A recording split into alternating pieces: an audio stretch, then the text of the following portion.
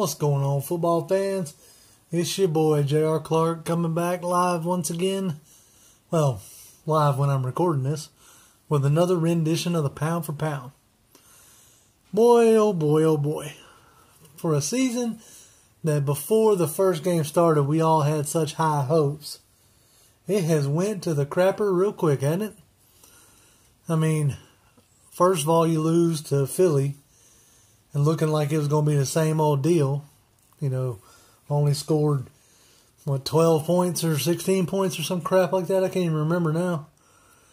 Then you go on to beat Carolina at home. So you're like, okay, well, maybe not so bad, not so bad. And then you drop the next 3 to be 1-4, 5 games in, which is, might as well just, cancel the season. Throw it away. Call it a wash. Now, there's some extenuating factors. You lost Deion Jones, Keanu Neal, Ricardo Allen, all for pretty much the season. Then last week, you lost Grady Jarrett for a couple weeks, looks like, with a ankle sprain. You hadn't had Devontae in, 3 games? This was his first game back. You could tell that this was his first game back. You lost Andy Levitre, and that looked pretty rough today with Matt Ryan getting sacked 6 times. I mean, you can't play the position laying on your back, folks. And there's one thing that we all know: if Ryan starts feeling pressure, just like most quarterbacks, things start going haywire. He's not nearly as confident with his passes, and the offense pretty much unraveled today. You scored 17 points and lost 41-17. In a way, you know what? I'm just gonna go ahead and say it. I don't even care at this point. I put this on the coaches. Okay, y'all are at practice every day. Y'all are watching these guys. I know that this is a next man up mentality. I get it. And I get it that we have lost 4 or 5 starters on defense, 1 on offense, and that stuff you can't just go replace. But damn it, man, you could do a little bit better about getting some people in here, right? The safety we traded for from New England, Richards, I think is his name. Hell, I don't even know, because he's ticking me off so bad. I mean, if New England's willing to get rid of him for a 7th rounder, he probably ain't worth a darn. And at that point in time, Eric Reed was still sitting out there. Trey Boston's still out there. Eddie Pleasant's out there. These are some guys with some real starting experience, Now, I'm not saying every one of those guys fit our system or fit our scheme, but they may fit a little bit better than Jordan Richards does.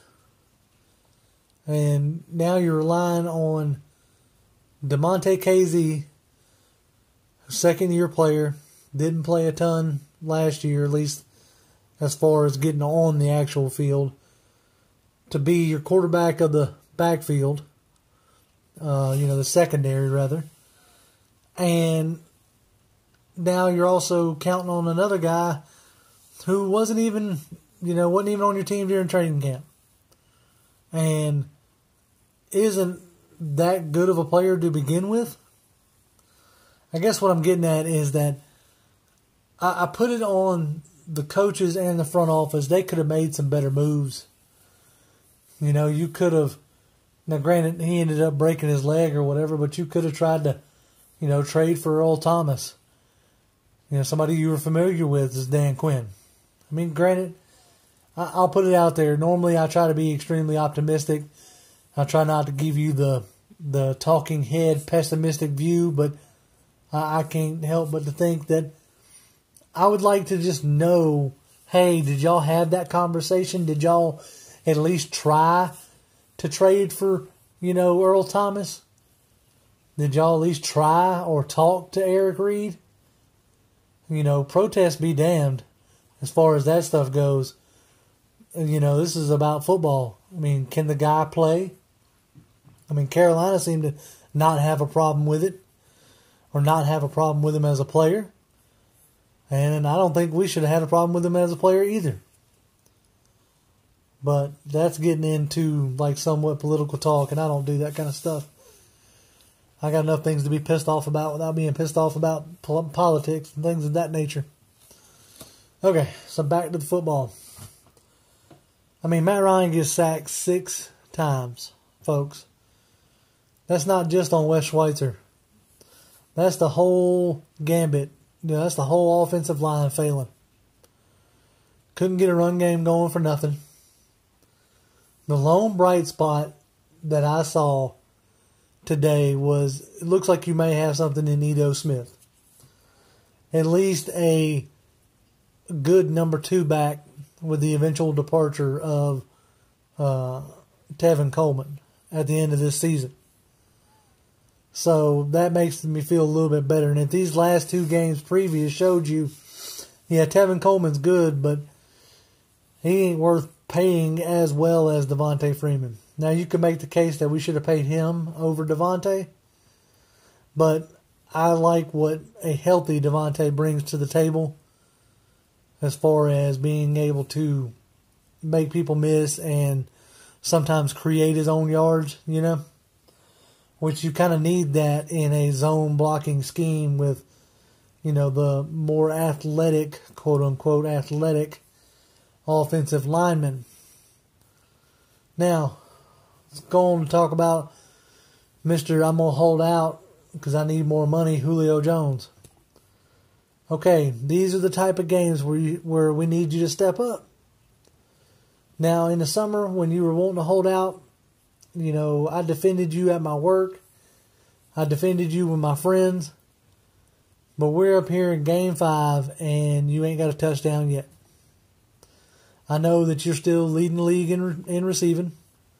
So I am not here trying to say that you ain't making a difference or that you ain't a factor on the field, because you are, for sure. But sometimes you've got to impose your will when you are a superstar, right? Isn't that what Gronk does? Isn't that what, Randy Moss did back in the day? Isn't that what Chris Carter did back in the day?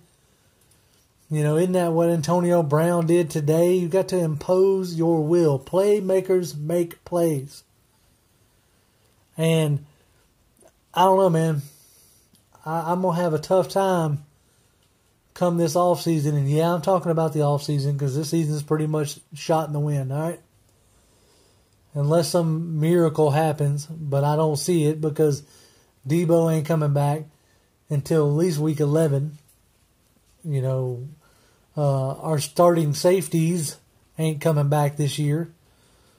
So, but anyway, back to number 11.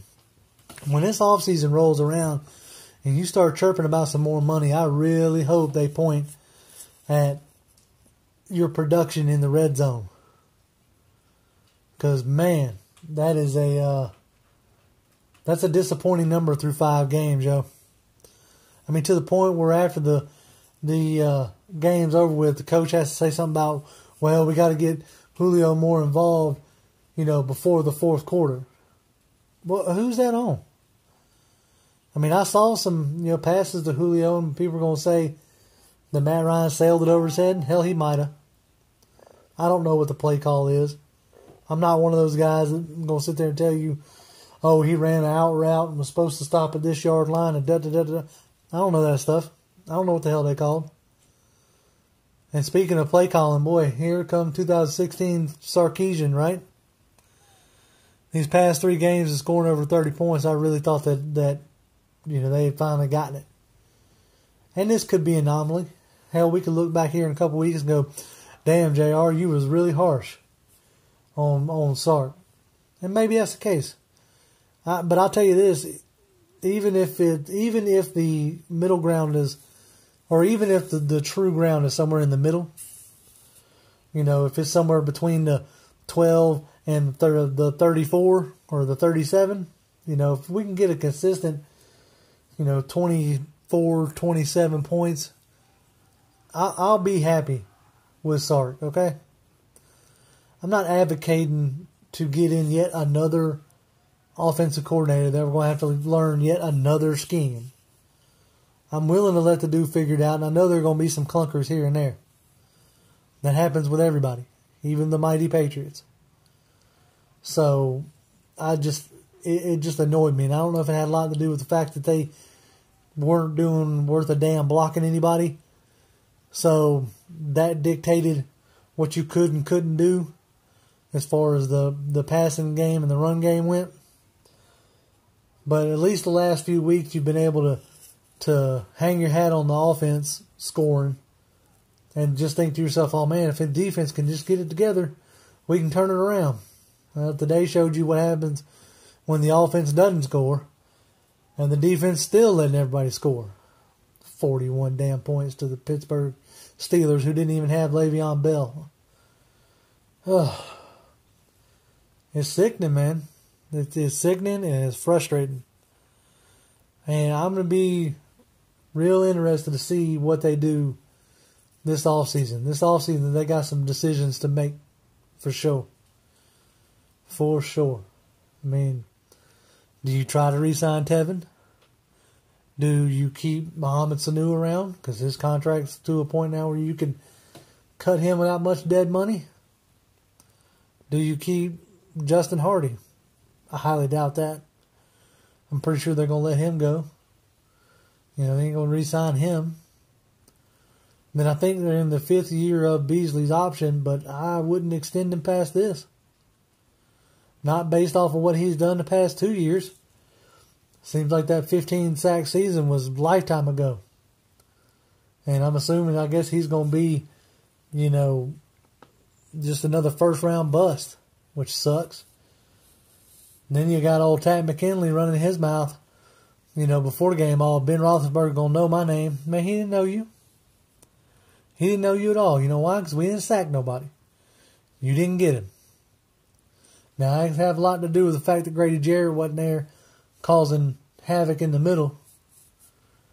But if they don't bring in some players this week and do more than just audition, I'm going to be annoyed, man. You got Bromley. He's out there on the open market. There's that Carl Klug, I think, is still out on the open market. Robert Ayers is still on the open market. Coney Ealy's still open on the open market. I mean, I'm sure at this point in time you can get these guys for a song and a dance, You can sign them for a 1-year veteran minimum kind of deal. So they can at least showcase themselves to maybe get signed somewhere else. But this next man up stuff is, these next men up, I guess they got broken legs too. Or something of that nature. Because they're not stepping up. Duke Riley's looking like a serviceable backup at best. Definitely not a starter. So you kind of whiff there too, unless he turns it around. I mean, he had a decent game against the Saints and a decent game against the Bengals, but boy, he looked rough again today. So I don't know, guys. I'm gonna go ahead and call it. I know it sounds doom and gloom, boy. I so hope that here in a couple weeks we can look back on this one and go, "Dadgum, Jay, you was depressed as all get out, or pessimistic as all hell," and I can laugh and go, "Yeah, I was. But I'm gonna go ahead and call it. I think 2018's a wash, man. I really do. I mean, maybe this experience for these young guys will help us next year. But it's sad to be talking about next year after Game 5. I mean, for the first time I can remember, and my boss put it out there on Facebook, but the first time I can remember ever, the Browns have got a better record than the Falcons.